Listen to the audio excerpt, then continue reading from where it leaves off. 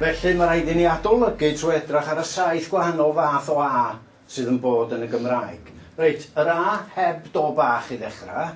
Be di'r un symla? And. A sy'n golygu and yn Saesneg cysylltair.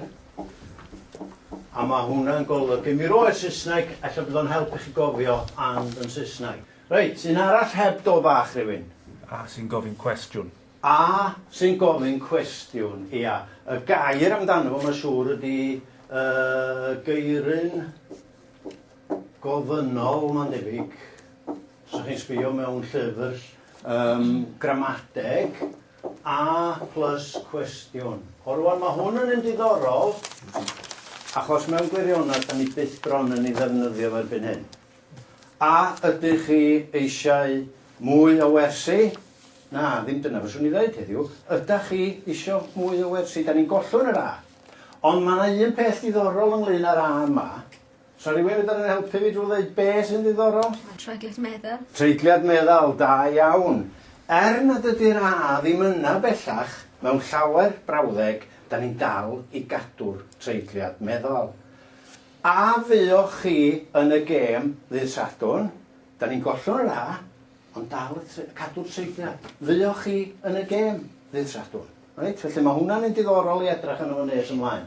Mae yna A arall fan, y drydedd a dim to bach yn ni.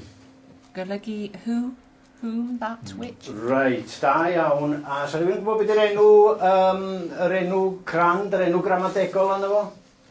Rhag enw. Ia. Rhag enw. Ti'n iawn?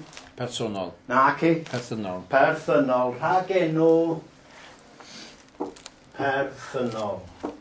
Ac yn y Saesneg, who, whom, which, neu that, ia? Dacwr bachgen a welais yn y dref. Right? Dacwr plant a fu yn gwneud drwg neithiwr ac yn y blaen.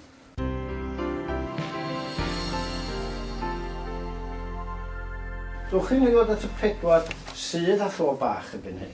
Right. Rhywun? A sy'n golygu with. A sy'n golygu with. Yr arddodiad.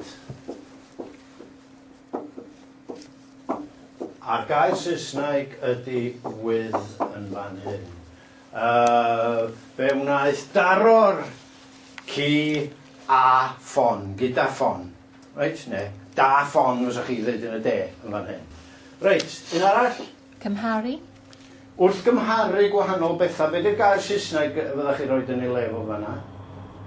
Cyn goched a than, be di hwnna'n Saesneg? As. As. Un arall? Mynd a, cymryd a. Mynd a, dod a, ac yn y blaen. Oes na air sy'n debyg I hwnna'n Saesneg? Nag oes. Does na ddim, dyna sy'n ddiddorol am hwn. Fedrwch chi ddim cael gair, union air, sy'n y fath o fo, pan da chi'n cyfieithu'r Saesneg. Ond mae o yn bwysig, da ni yn mynd a rhywbeth at rhywun. Da ni'n dod a, da ni'n cael gwared a, ac yn y blaen. Reit? Yr a na, ond cyfieithiwch chi hyn yn Saesneg a dos na ddim byd yna ni lle nhw. Os yw'n bod nhw'n fawr efo hwn felly. Reit, yr a ola. Yna un ar ola. Ant. Ant. Reit, mi ddeuddaeth â chi. Y ferf. Ferf. He, she, neu it goes. A'r ferch i'r ysgol mewn tacsi bob dydd. A'r ferch, a to bach, a'r ferch i'r ysgol mewn tacsi bob dydd. Rwan, erbyn hyn, dydan ni ddim yn defnyddio y ffurf yma'n aml iawn. Mi fydda'r rhan fwyaf na ni'n dweud, aeth y ferch mewn tacsi i'r ysgol bob dydd yn hytrach na a. Mae hon yn ffurf swyddogol, mae hon yn ffurf wyddach chi, na fyddach chi mond yn ei defnyddio wrth sgwennu llenyddiaeth ar lefel reit uchel mewn gwirionedd.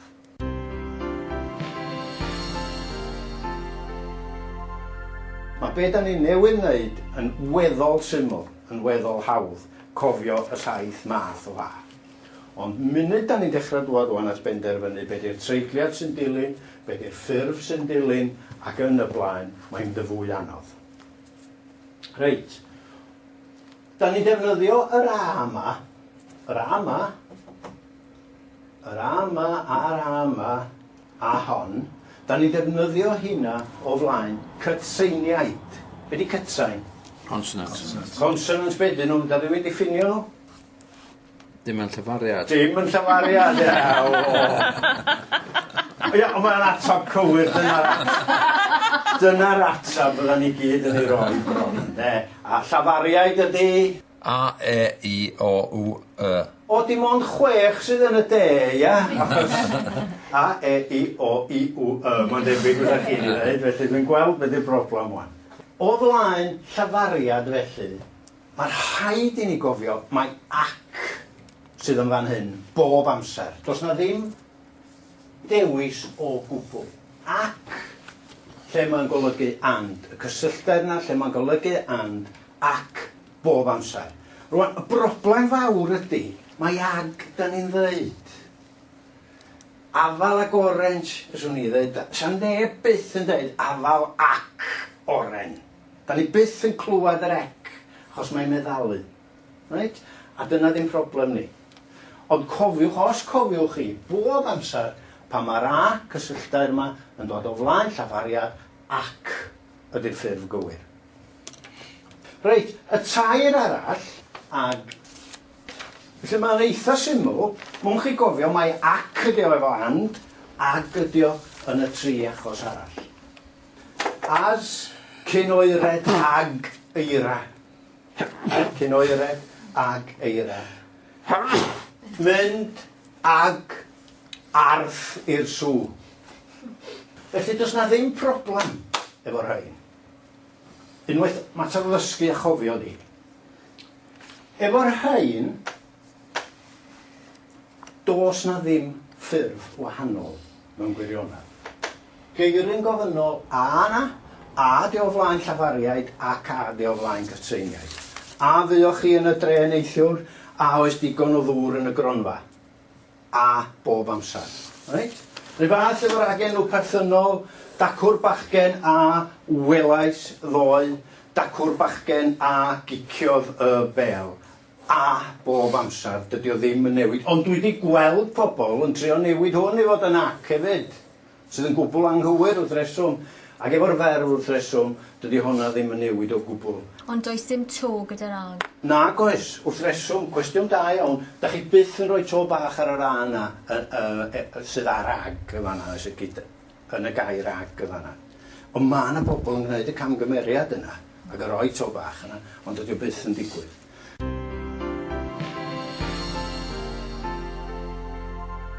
Roedd angen cael gwared ag E. Roedd angen cael gwared ag E. Di hwnna'n cyfeirio at y darlithydd? Ia, gwared a to bach felly ag yn fanna. Y bachgen a dringodd y mynydd. Y bachgen a ddringodd y mynydd, neu dacwr bachgen a ddringodd y mynydd. Iawn. A beth gynnon ni ar ôl yr A to bach?